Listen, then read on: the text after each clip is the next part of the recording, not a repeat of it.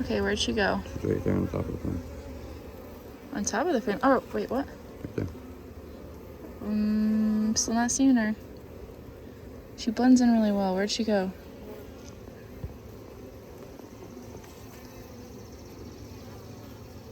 Oh, she's right there. She is beautiful. Look at that coloring. And this is a Vipledu daughter? Yeah, that's the Vipledu daughter. Wow. Black and gold. I love it.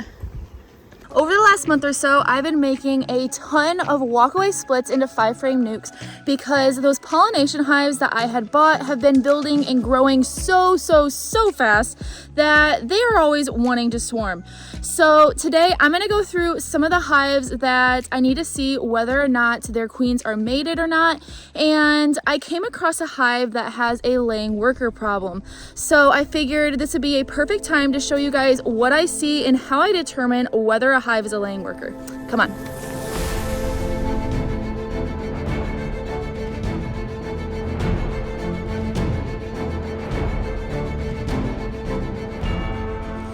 So this hive that I'm about to open up is pretty far into its laying worker status.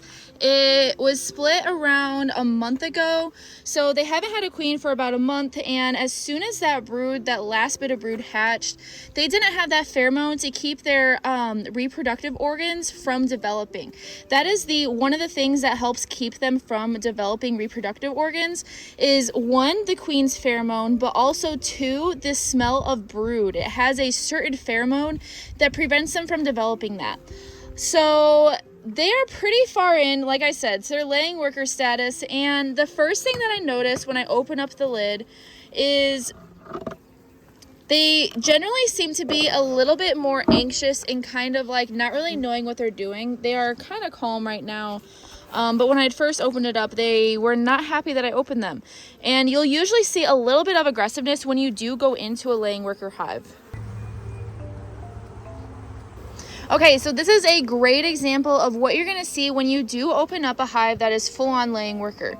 And what you're seeing here is, see how all of this comb is like jagged and the cappings are raised? This is what is called bullet cells. And this is what happens when you have laying workers because they can only lay an unfertilized egg. And because of that, that means they can only lay drones, and drones are usually produced in a larger cell. So these cells were originally worker cells, but now they're putting drone brood in a worker cell. So they have to draw it out bigger, and a lot of times some of the brood will end up dying because of that cell being too small. So you'll see this, the bullet cells that you see here on this frame. This is one of the main things that you will see in a hive that is laying worker. Another thing that I just kind of notice on my own when I am looking at a laying worker hive is I'll see larvae. I don't know if you're going to be able to see it. Let's see if I can zoom in. Yeah, I need a light. But you'll see larvae that will not be in the typical curve that they normally are. It won't be a perfect curve. Instead, it'll almost look like they're like laying flat, like they're almost like straight. And this is not a good thing. This is not the way that not the shape that the larva is supposed to be in. It's supposed to be in a C shape. So when it starts to flatten out like that, that larva is definitely dying. And that's another way that I'm able to kind of tell whether they're laying worker or not. Let's see if I can kind of show you, because some of these look like they're kind of popping out a little bit. Can't really see it. That bee's over it, of course. Ah, get out of there. So you see how that larva in there looks odd. Not this one, but this one. It's not shaped in the correct way that it's supposed to be. And also, see, right here, there's 2 larvas in there. That is also a sign showing that this is laying worker, because there is not supposed to be more than 1 larva in each cell.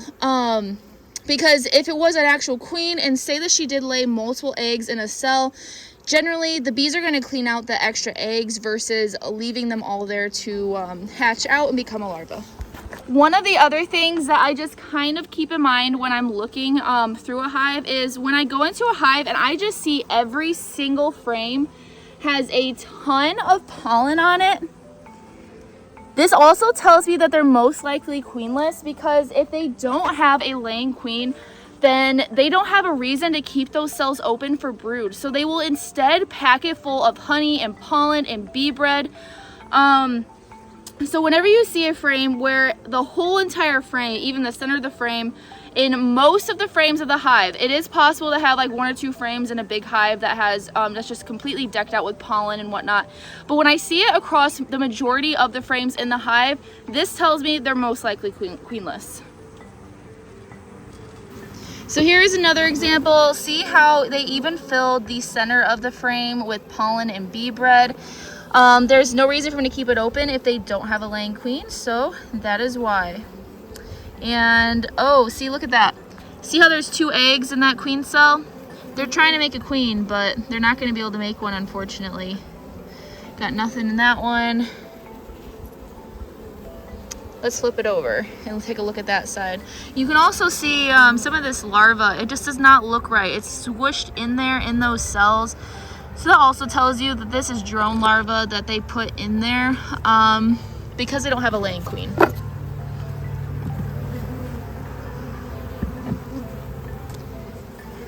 Let's see. This side looks pretty empty. Not seeing any eggs. Looks like they're filling this up with resources. So here's another example. See how all of those cells are raised? And you can also see, if you look closely, that some of that larva is bulging. It's not even in the circle anymore. That's because these cells are too small. So they'll end up dying because they don't have enough space to grow and develop properly. And let's take a look at the other side. Got some more bullet cells. Not really looking the best. The other downside of when you have comb like this is they ruin the comb. So it sucks that I'm just now seeing this because I'm gonna have to scrape out all of this comb and have them rebuild it, at least the ones that they bullet celled, because regular worker larva is not gonna be able to develop in it because now the cells are way too big. And here we go. So see how this larva right here just is flopped on the side? That also tells me laying worker. And see how there's multiple eggs in the cells? Like, see how that one has 3 eggs in it? Now, sometimes the queen will misfire and she'll lay too many, especially a new queen. But in this case, because we also have bullet cells and we also have larvae that's not developing properly, this is 100% a laying worker colony. And so see how that larva right there is laying flat? That is exactly what I was talking about earlier, when the larva will start to lose its C shape.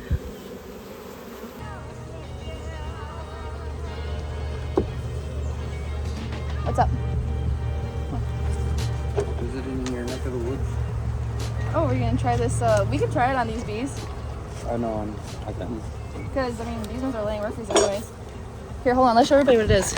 So, Casey and I were gifted this smokeless hive liquid smoke to try out and see how you like it. So, figured it'd probably be a good idea to try it on some laying workers since I don't really care. It sounds terrible. I don't really care if it hurts them. Well, actually, that sounds terrible. I shouldn't say if it hurts them. You gotta find out one way or another. Yeah, that is true. But to use it on a prize-winning queen. Exactly. But this is what the bottle looks like. I don't see an ingredient label on it, so I'm not sure what's in it. But yeah, we'll give it a shot and see if we like it or not. Okay, so probably...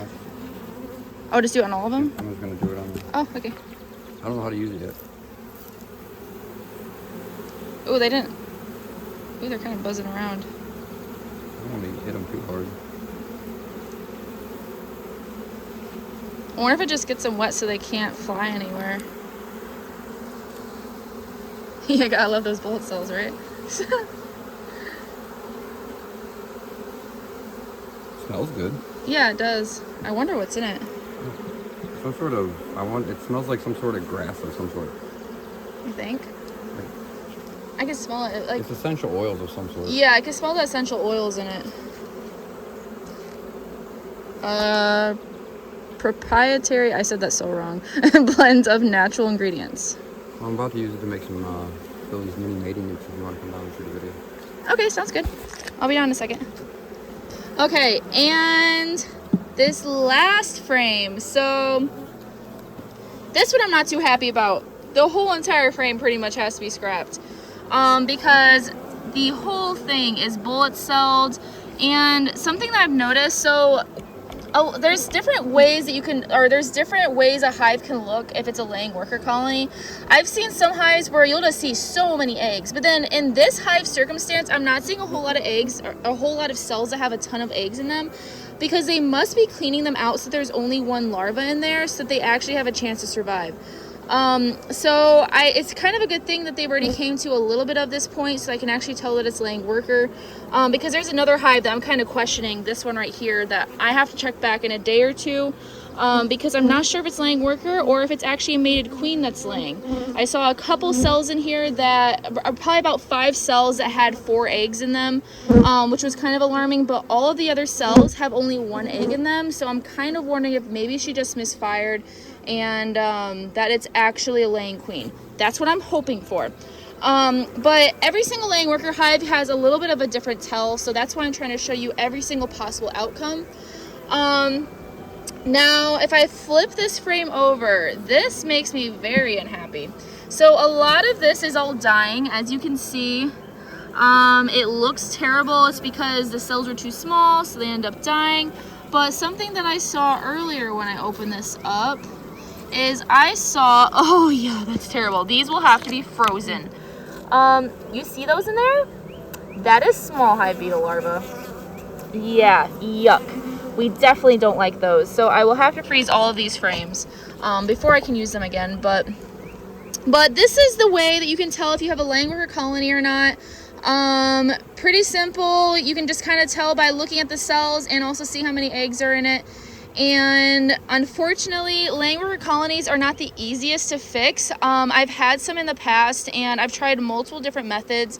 And one thing that you can do is you can add frames of brood from another colony to the hive to reintroduce that pheromone to them, so that it then pretty much reverses the ovaries that they developed. But this takes a lot of time and a lot of resources from other hives.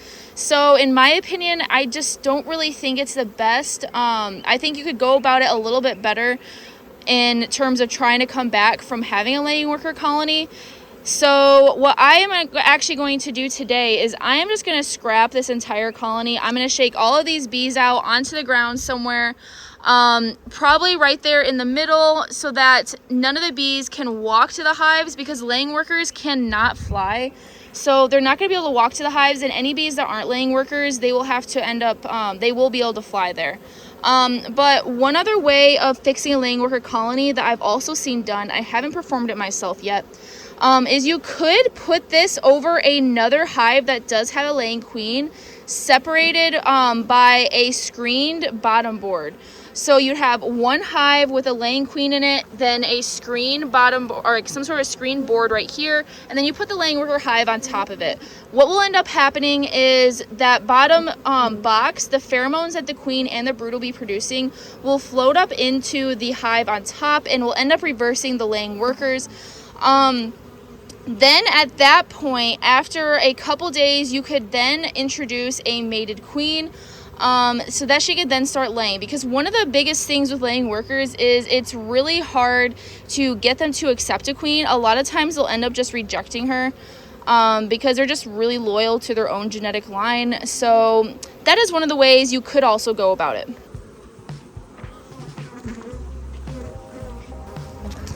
And that is that.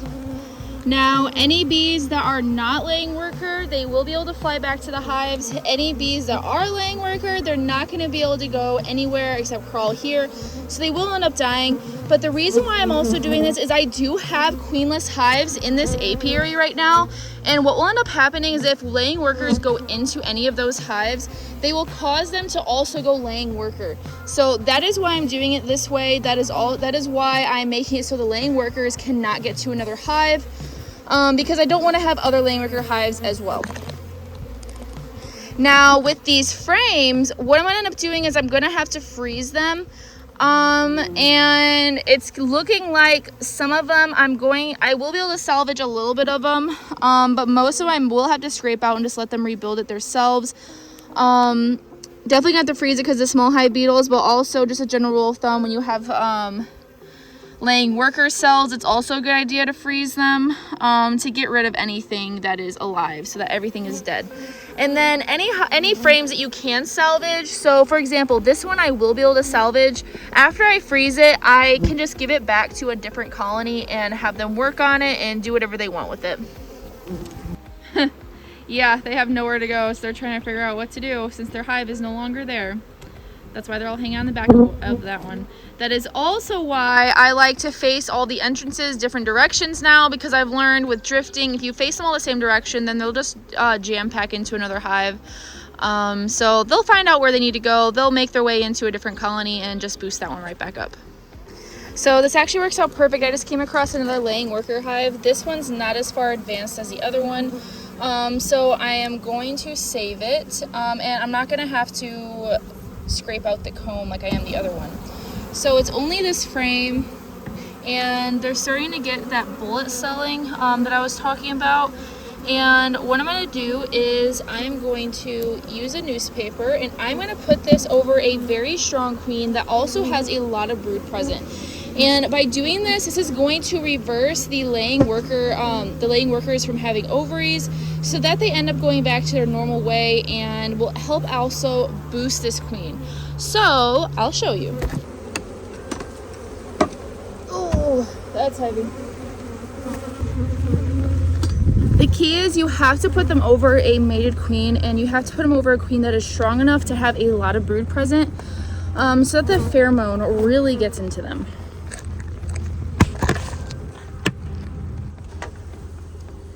So like I said, it's super simple. Literally all I'm doing is I'm taking newspaper. This is going to keep them from combining and killing the queen, at least until they're able to chew through it. And by the time they chew through it, they will have already accepted her, so that won't be an issue.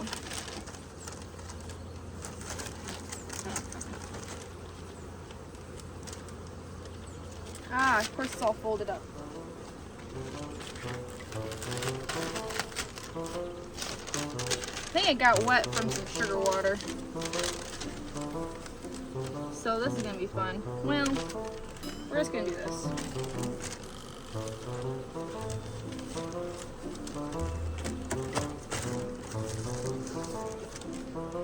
And then what I'm gonna do is just place this directly on top.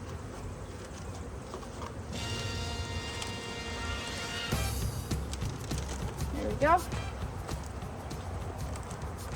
I'm gonna poke a couple slits in it, just because last time I did this, I learned that with big hives like this, it's best to, or maybe with small hives.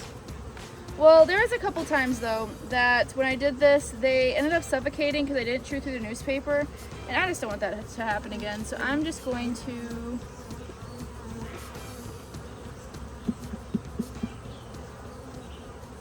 I'm just going to poke a couple slits so they can get started. And I'll come back and check on them in a couple days, and they should be all back to normal.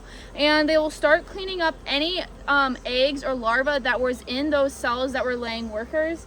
They'll clean all of it up, and they'll end up reusing it. It's just when they draw it out as a bullet cell that it's no longer able to be used. So, voila. But that is it for me. I'm gonna run back down and meet up with Casey and see how these little mating nukes, how they work and everything. So you're not gonna wanna miss that. I'm gonna record it and have the video out very, very soon as well. So make sure you hit that subscribe button if you don't wanna miss it, and I will see you guys in the next one.